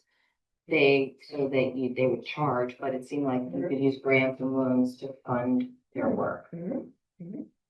Okay. So, I don't know that they're the only ones, but they seem like I remember them. thank you. I want to follow up on your comment about Brian, because I think Brian, I don't know if he can look at zoning and lots and figure out like, oh, well, this is X amount of square feet and so many, I don't know if that's part of what But I think does. I mean, when we do our budget, I'm always saying like, okay, if your home was worth $500,000, then we expect the typical grand list increase. And he goes back. That's a different question. Right, but it's not that much different than, hey, if this brought in 100 homes and they were valued at just 300 money. what like I feel like you have to answer that. Yeah, but I think yes, but someone would need to tell him it's 100 homes. Right. No, it's only 75 homes because But this could be an apartment building, and so I mean, someone needs to figure that out. Again, just some of the stuff that Justin and I were batting around here. I mean, the 3 systems, 3 small scale systems, you're dealing probably with 60 homes. That's roughly 60 homes. So maybe it's 60 simple more. as looking at the 60 more. capacity of the system and estimating build out just based on that. Get systems under 6,500 gallons a day, which is 245 gallons per living unit. Unless you're in multi-family, you could do one bedroom, but 245, that's 26 homes per system. 10,000 gallons of water it can do. Oh, that's 26. So Yeah. So anywhere between 60 and 80 homes. this is the stuff I look at, so, because that water system, the water system can support 10,000 gallons a day for every 6,500 gallon system. So I guess the question for right now is, It's a big do we need a person or can these two give us the information to feed to Brian? Yeah, I mean, are you also like, do you have the skills to think about so much square footage commercial and factor all of that in? From what Justin looks at and what I can look at, I would also look at is, real quick, is find out how many units teacher was approved for. How many units? We approved it. Well, we approved extra like 100 lots, but not really, because he's only got on-site septic to support like 2/3 of that. And I think that's just a concept Exactly, that's not going anywhere, but that's, But it's not a build out, it's not a build out analysis. No, but again, if you look at the root value of, you could have between 60 and 80 homes. So the question becomes, can Brian give us a value? If we add that to the grand list. But how about like a commercial component? $250,000 per home. You run into, just said, you start mixing commercial and residential, your values and allocation change too. Certain businesses don't use anywhere near as much water as a resident, but certain businesses do. So brewery in there. Yeah, I mean, the way that I've seen, do restaurants, can do hotels. the way I've seen similar things done before, there'll be like 3 development So scenarios. those are, actually, what he said, those are really great points, because if we're looking at this district, are we just going to housing? If we start trying to say, oh, we got all this allocation now, but oh no, you can't have a restaurant. How's that gonna go over? Sure. The respite home, let's look at, the Wisdom House has been a hot topic for this area, how does a respite home change? No, it doesn't change. It's not a respite. No, but they want to have a dining facility. So, again, those are big things to look at, do we, if we allow the Wisdom House, well, are we gonna lose one whole system? I mean, if you guys are comfortable, We could identify within the subcommittee. Well, that's what I mean, those are questions that just are relevant to run through Sure. my head right now. And But then the that- case so you're study, comfortable playing out those scenarios and coming up with the numbers, or at least then giving them to Brian. My question was, Because of the cart Yeah, let's- for the work. Whether we Where should, you're starting, do we? need a finance Sorry, I person. interrupted you, Chris. yeah, I was gonna say whether we should think in terms of a budget amount, like whether we need to have $5,000 or $10,000 to bring someone on to do that for us. To do what exactly? To do like development scenarios, Build that analysis. build out analysis that then leads to give us numbers on potential taxes and chip contributions and that kind of stuff. Oh, right. I think we should plan on something for that. Yeah, okay. So you're asking this question, but that we actually have 2 fiscal years that we're working in. FY 26, we still have $75,000 to fund some of this, and a lot of this is gonna happen for July 1st, 27. True. But then you're also asking about money for FY 27. Yes, since that's being pulled together now, that budget is being pulled together. So I almost have like 2-column answers to this question. Okay. For that. Will the Or not answers, but 75,000, if from the general fund that's left roll over automatically, or does that need to be included again? You can just have, like, you roll and like show up again in the budget? Right. Like if we have 75,000 this year, then say it doesn't get spent, and we put another 100,000 in, then does that line item go to 175,000? Well, the line item doesn't, but But not in the budget that we're putting for the voters, but we'll have in our pocket 175 in our pocket. Right. Work on this fire. Okay. It doesn't go away. It doesn't go, it's not like, oh, we didn't spend it, we can now bring it back. you're not gonna put it That's back. gonna be sitting somewhere waiting to be spent on wastewater. And Right, this is a select board question, in my mind, that's how it works. It doesn't go down to 0 on June 30th. Right, won't get rich. Some things do, but that I would think would not. Right, Well- just because we didn't spend it. Right. I don't think that one would. I don't know that we haven't done our select board budget, but I don't know that I would count on 100,000 again next year, right? That was just a one-time thing. Because we know we're not close to being ready to ask for a bond vote, we know we need to show support for it. But I don't know that we were like, oh, we'll do $100,000 a year until we do a bond vote. I don't know that that's what No, we're but gonna do. now we're gonna have a bunch of more specific requests. If we know what we're asking for, right? Like, here's what we need this much for this, and I think, I'm not sure. Are we gonna be able to have that? I'm not sure we're gonna have requests. Well, so we did a WAG expression in the planning commission for advancing the wastewater initiative for Riverside. So we talked about this at a recent meeting, and it was in our materials. Although we were totally wrong, because we said completing the preliminary engineering report would maybe cost $75,000. We had no idea. It was just a placeholder. Hiring a project manager was 80 grand. Developing and implementing the public education and engagement using a professional marketing agency, we said was like 25 grand. Completing a financial analysis of project costs, service revenues, and funding sources, 20 grand. And roll over the unused balance from FY26 into a new wastewater reserve fund. That added up to $200,000. So we're not going to need to add it to 75. And these numbers are probably, they were Right. literally just like, what do you think it might be? So we could potentially get some more realistic estimates, or is that good enough for now? I think it'd be good to CCRPC take a look at it. Probably have. Yeah, I mean, I think, Send you that list? Yeah. Okay. But I think I it's don't, important. and that list happens to be perfectly aligned with your list up here, so great. I think it's important to have an idea of what we're asking for by, say, mid-December.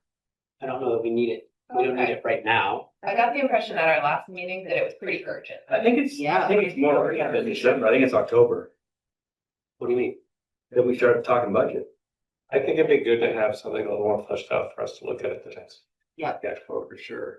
But how accurate is it going to be if you're saying in October, our third meeting, we don't even have any of the preliminary engineering report even No, but started? she's But we're going to talking say about- we know what we're going to ask for the entire 27 budget. It just doesn't seem feasible that we'd have any sort of accuracy of what we would want to ask for. But what we're talking about has nothing to do with like construction or design, right? It's more the No, but outreach. you're looking for what you're talking about, what we want to put in the FY27 budget request. That's what this line item is. And I'm saying, I think anything you provide by October is going to be not much more vetted out than Susan's little list. Maybe a little more, like Oh. somebody would know better about what a project manager would cost or what an agency would cost. Other town, we could maybe follow up on the towns that did it, how much did they spend? But we're not gonna have real numbers for some of these things for months, so we're gonna need to make them. Which is why I was trying to say, like, we make changes right up until January 9th. We're Right. Making some change on January 9th. But we want our line item in there with a number the very first time a budget is made. Right. We don't want to be added in after. Yeah, we the want fact. something out there to at least start socializing the idea that these things are gonna need to be funded somehow, whether the number's too much or not. Well, let's, how about I take what I heard here, I look at Susan's list when after she mails it to me, and then come up with something that we can review at the next meeting. Knowing that it will be imperfect, might need to change, we're not gonna have engineering, we're not gonna know what the final design cost is.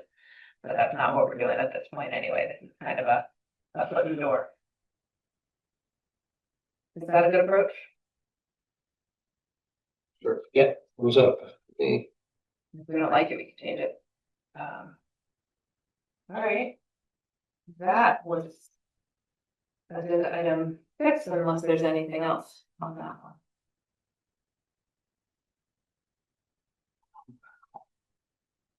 Are we really on the last line?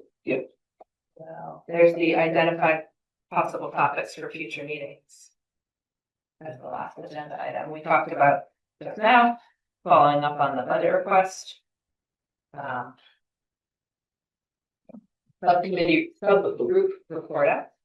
Yeah, I'd like an update on what those numbers that they were just talking about, because 60 homes doesn't get me too excited.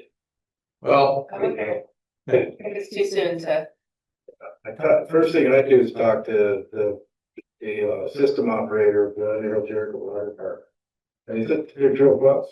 Yeah, that's the water supply. So- They have 2 storage tanks. I've actually got a little list going. Drilled running. Yeah, of questions. One was definitely the water. 2, I want to reach out to either you, Chris, or Chris Flynn, regards to the zoning in that district. Is there a requirement for mixed use? Okay, and I know Justin just said 100 homes, but I want to get a little better handle on. So I got kind of a list I'm going to kick around. Probably follow up with you It starts with capacity, it goes down. And that hasn't all been, test pits haven't been done and all that, I get that, but water's pretty fixed. Water's pretty fixed. The PER scenario 2 from the feasibility study that the PER is exploring is a first phase. So we're talking about the 3 distributed sites, 65 gallons per day.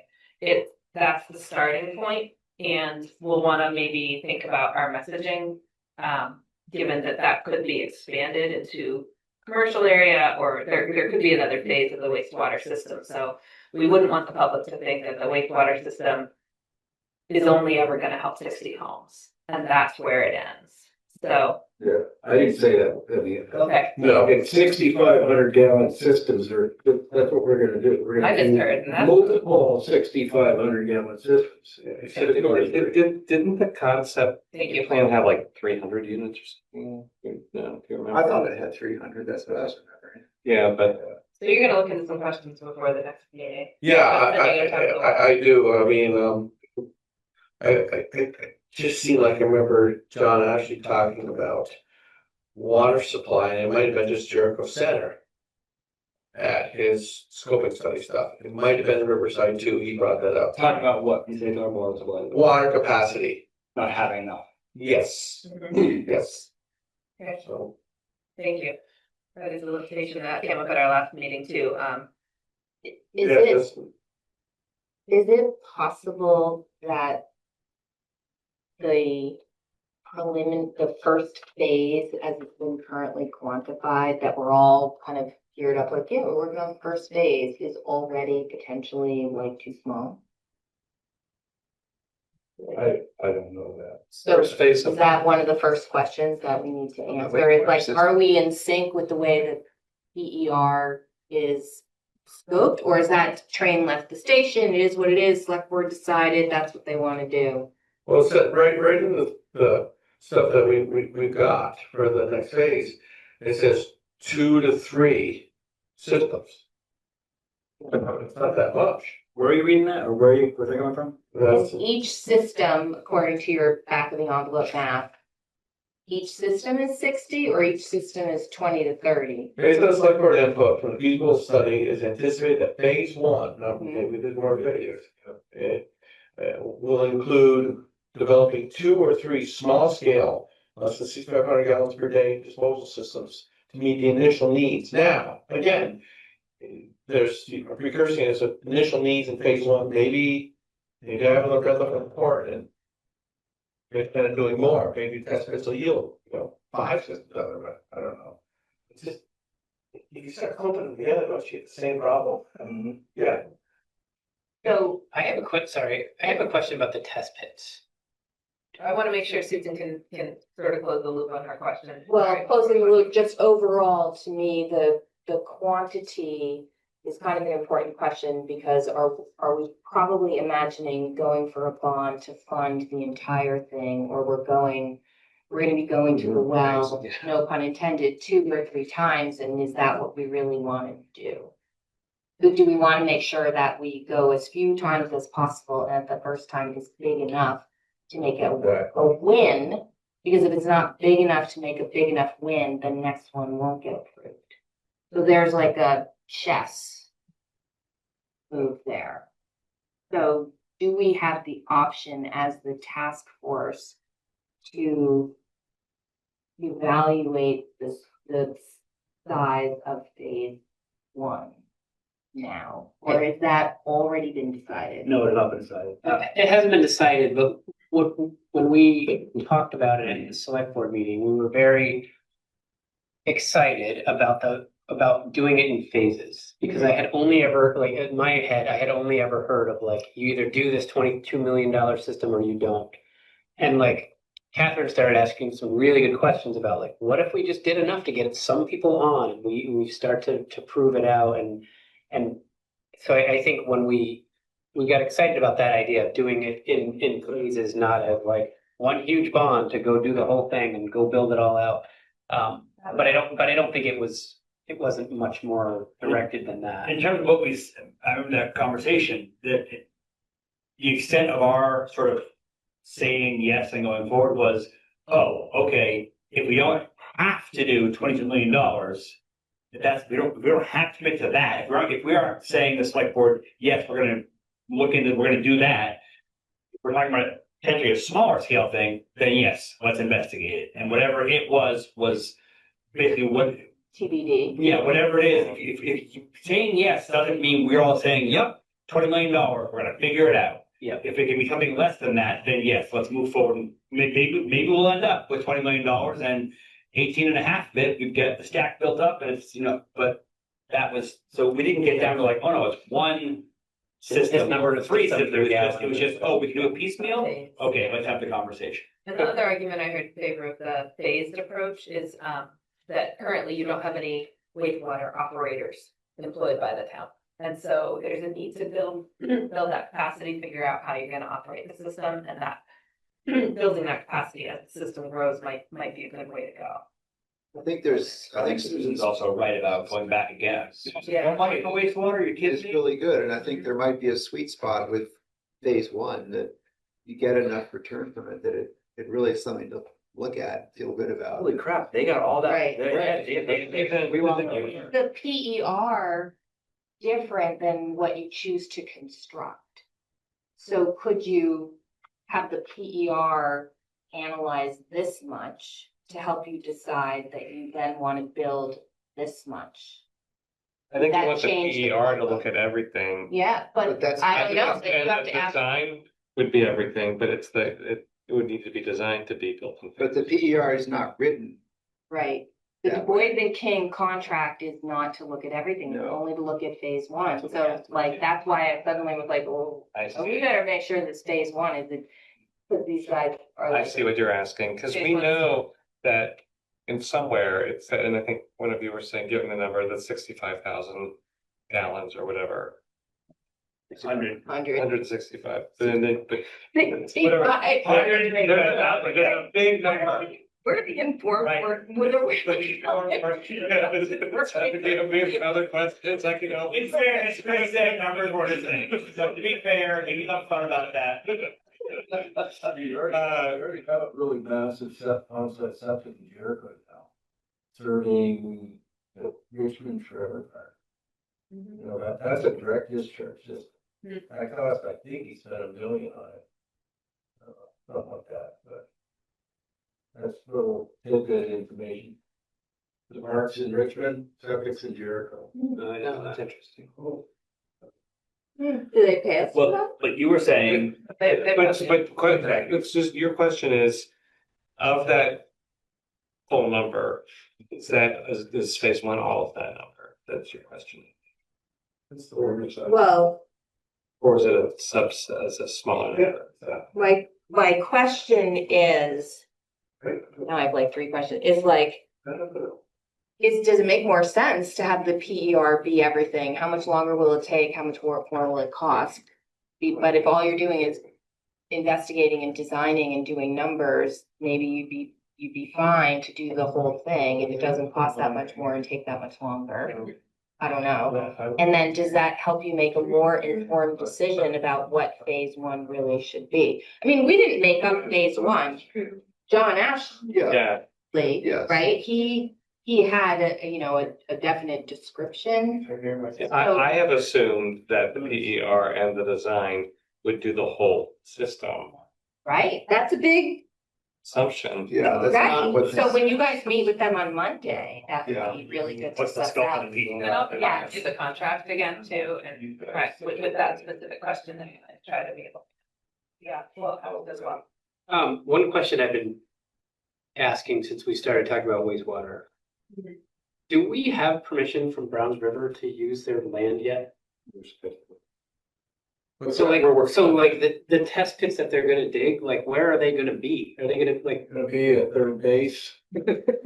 What's that? But do they know? It says they're gonna see water. They're working on And they're saying they're gonna see it once. So can I get an update on how that is going? Like, what do you mean? The contract makes it Looking all- good? Okay, we have one conversation. This is just, I can't process all these at once. So Eric, you have your question about Browns River. Right, I wanna know where we're at exactly with, are they gonna let us use that land or not? And it sounds like Chris is saying that they're working on it. Well, there are two, I thought that I heard two questions. So the first answer is we do not have any formal agreement that's been signed or whatever with the middle school. Okay. Right, but we've been talking about getting that meeting set up so we can start to have those discussions. Okay. And so if you don't have that, how can you dig test pits there? So there's an in-between, you can get a temporary access agreement just for the test pits that doesn't require them saying, if the test pits work out, we have to build a system here. And do we have that? No, that's what this first conversation is going to be, but the engineer has identified where he would do test pits if he could get permission from the middle school. Okay. So, So to me, that seems so incredibly key that, like, you might not need a task force if they say no, right? Like, I can't, how are they gonna say no? I don't, I haven't You're heard them right. say yes yet. You're right, but how are they gonna say no? Yeah, but think about where we are in the phase of the study, right? Like all we've done so far is a feasibility study just to say what's even possible. I mean, it's such a high level and we're only getting down to that. We're getting more detailed and in the weeds with these things. So the fact that we don't have this all ironed out with the middle school yet is appropriate at this stage. But I don't feel that way. I also wonder though, there's a paragraph in here that says that the preliminary engineering, there's nothing about the Browns River system itself, the current one they have, and whether, how old that is and that needs to be expanded or not. And I wonder if that becomes part of this discussion with the school. It's like, you know, your system is already, I don't know how old it is. Probably 1978. They just updated something I heard though, right? They just did something. I don't know what it was. Anyway, like, I just feel like that, it just feels, let me just zoom down and scale. I thought about doing something on my own property. Hired Joe's company. They said, yeah, you can't. It's all wet. So my next phase would be to, well, my parents have land directly across the road. It's probably not smart for me to go and hire a company to go and design that until I go talk to them about putting a mound system on their land, right? Like I don't understand how we're this far without that. Like, it feels like they could still say no. And There's a lot of my concern, is that there's a lot of simple, anytime I do a project, I look for the easy stuff, that stuff that doesn't cost anything. yeah, To find out if you can go past the next step. right. You know, I can look at the map here, I'm like, okay. There's an Act 250 permit on it, so you think about archaeological digs in there, so that's gonna happen. There's no floodplain, but there's a river corridor, which goes halfway through the field. Act 250 will not let you touch. You can't go to the river. Yeah. I mean, But somebody did a study, and somebody said, here's an area that's clear for pits. Right. There's somebody said, there's space for septic. We waited 3 years for that study, so it better be pretty accurate. it removes the environmental constraints from the test pit, proposed test pit locations, yeah, Right. yeah. Everything gets constrained down to something, and there is, but. I guess I didn't know we didn't have that area for certain. I didn't know it was still in the air. I thought because of what Tetro went through with their investigation for possibly using that too, I thought we were gonna lock down that this is a go, but So if we really want to do it, and I didn't have your help or anyone's help, I would have this committee focus on getting that permission first. But you're saying no one else seems as worried about it as I am. So maybe it's just me. Well, you brought it up. I agree with you. We've only done the feasibility study that was just even identified where these potential sites were. We're very early in the We're at a design of this stuff, so but We're at a funny spot because we finished the feasibility study, but we haven't really started the PER.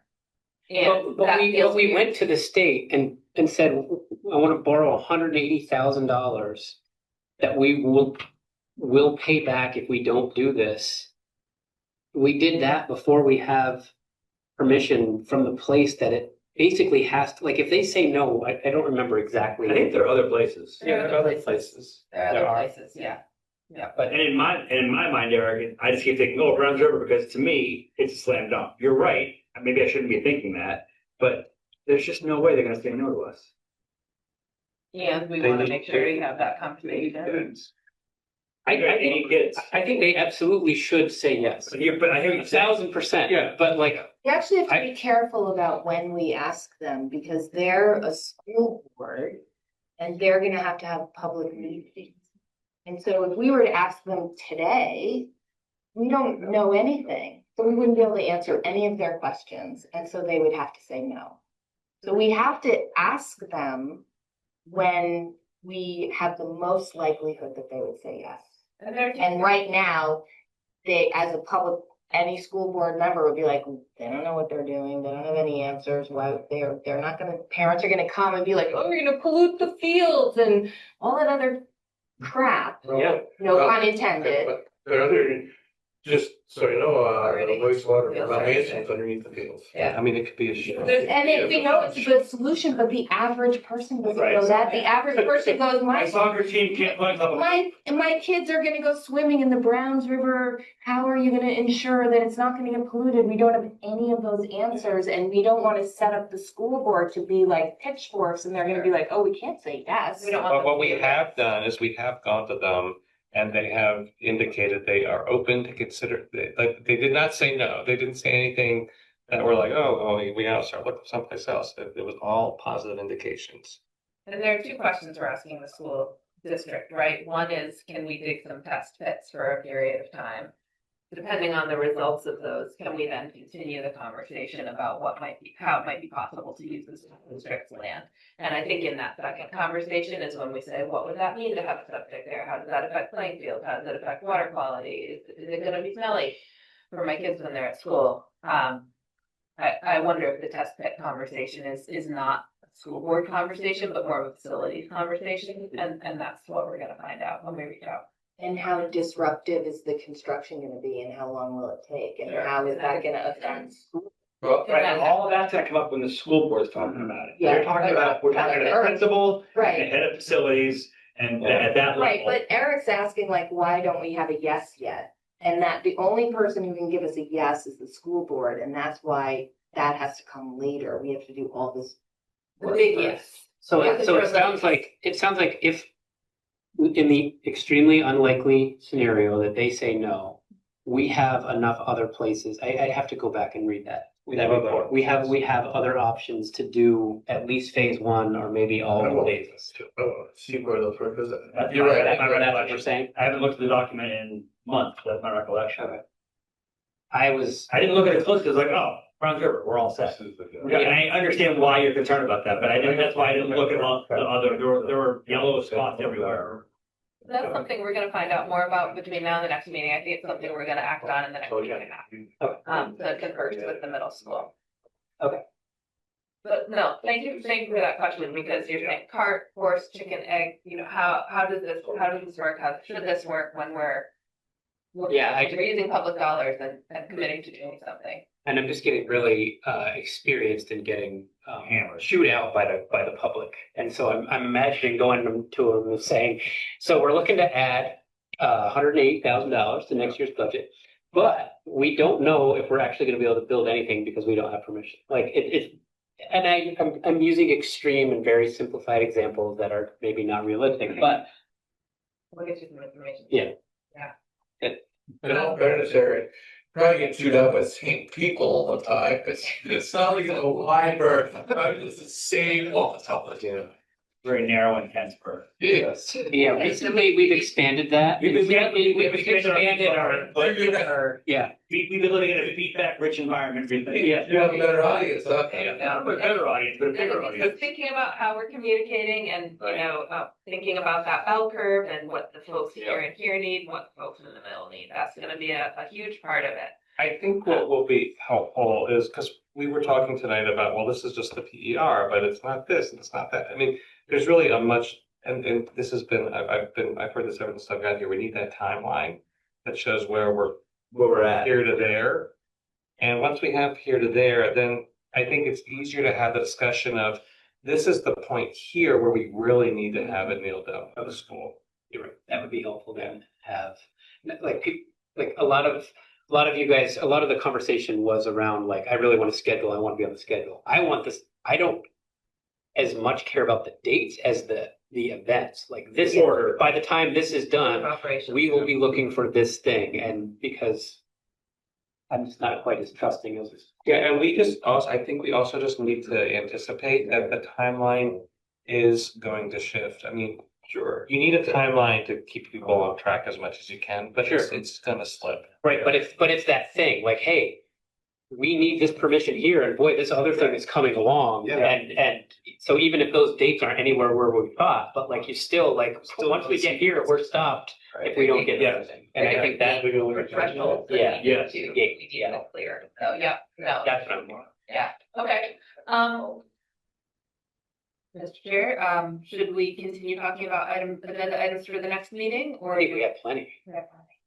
Did anyone else have any of those that they didn't get to talk about for next meeting? For next, we have any other? What do we have again? So what We're gonna hear an update on how their meeting went with the school. We're gonna have little mini report outs from the subcommittees on what they've come up with in their first month. FY27 budget. FY27 budget. And a bigger picture timeline. Yeah. Mhm. Okay, so some of the same items we've talked about here with timeline, budget. I'll present the final committee charge based on your feedback. And then did you want to talk about Task the, force chart sorry, did you want to talk about the date? of the meeting. Yeah, that, Let's put it out to the group, with recognizing what you said earlier, that it can be hard to change a meeting. I do believe that our next meeting is October 1st, and I do believe that is Rosh Hashanah holiday. And I wonder if we should work to change that, whether or not anyone here will be celebrating. If it would work out to change Thursday that week or some other date. The other thing we can do if we aren't able to change the October 1st meeting, and I want to defer to the town policy on those approaches.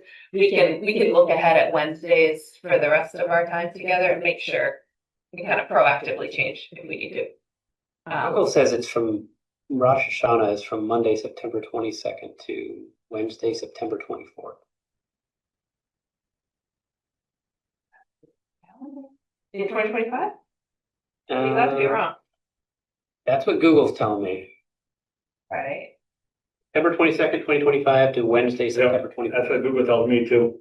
Yom Kippur, Oh, Right. did you say that? Did I say the wrong thing? I said the wrong Yom thing. Kippur, it's okay. I said the wrong thing. It was Yom Kippur. Yeah. Sorry about that. That was, And it starts at sundown on the Yes. first. Or just have 6:30 in the morning.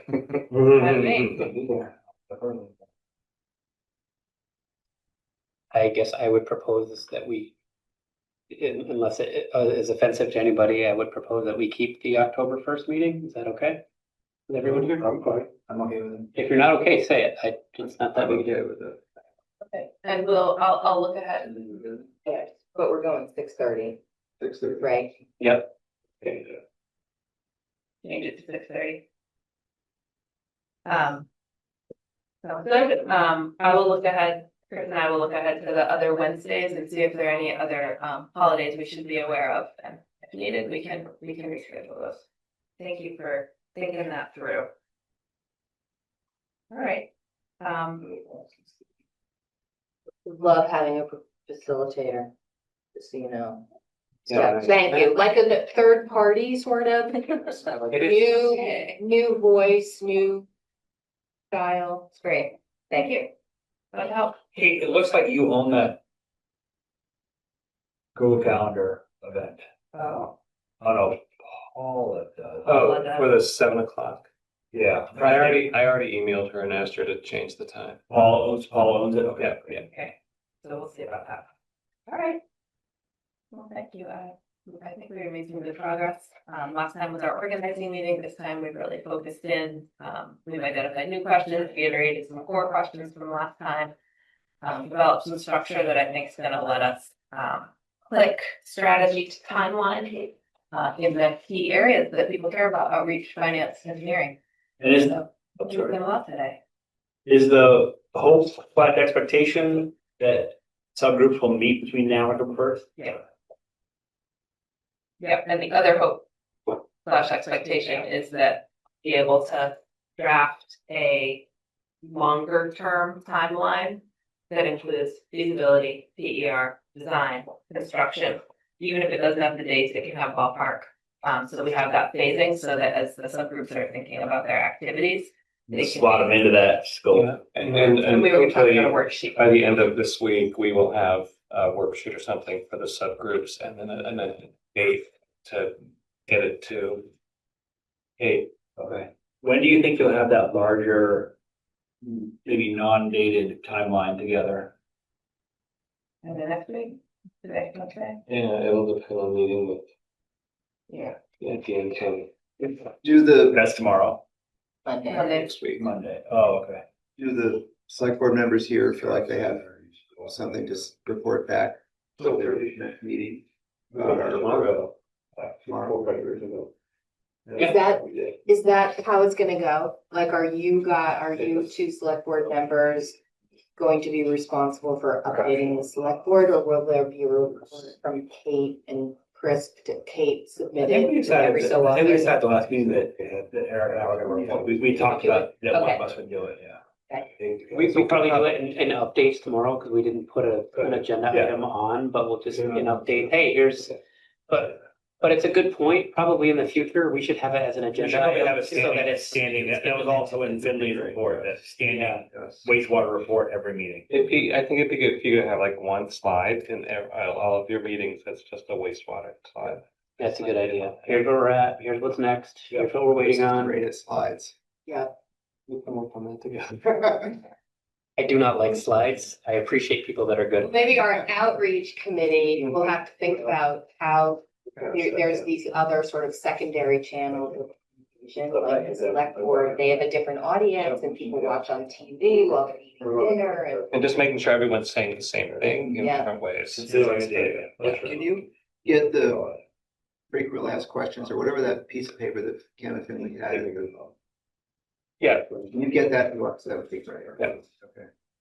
Okay. The report looked great. It did look great. Yeah. Yeah, it's I not mean, it really. read well, but it also looked great. Yeah, I'm really happy with their work. I need to look, just a quick update on that. I'm gonna look through it one more time because there's some like little typos and stuff in it. And then I'm working with the Leahy Institute on they're gonna do a press release. Okay. So that we can get state. That's cool. And we were, the planning commission wanted to give them a little thank you gift and Sabina was taking care of that. Oh, So I'll have Okay. her talk to you about that. Can someone from the town or the select board maybe post that Leahy, whatever you just said, that's your front porch forum? Yeah, I That's will, just one more way to put Yeah. water in front of the crowd. I will work on like a rollout of that. I wanna review it one more time and. Yeah, review this one more time? Yeah. I'll send you a couple of notes. I didn't want to, I wasn't, Read the Yeah, article from May. I did, I did, but you called for a bond vote on. I know, it's wrong, right, I so did. that was bad. No. It It was wasn't basic, great, it was pretty. Yeah. It was pretty, yeah. yeah, It was good, it was all good. it was just another way of getting. the word One out. more, right, one more. We can keep looking for those points, those touch points to put it out in front of people again and again and again, because no one's paying attention. Right. Right, when people think that the planning commission is sneaking in. Oh, we don't have to do motions because we're a task force, right? So meeting adjourned 8:53. great, I will stop recording. Thanks, everybody. Thanks all the people Thank you. watching on YouTube TV.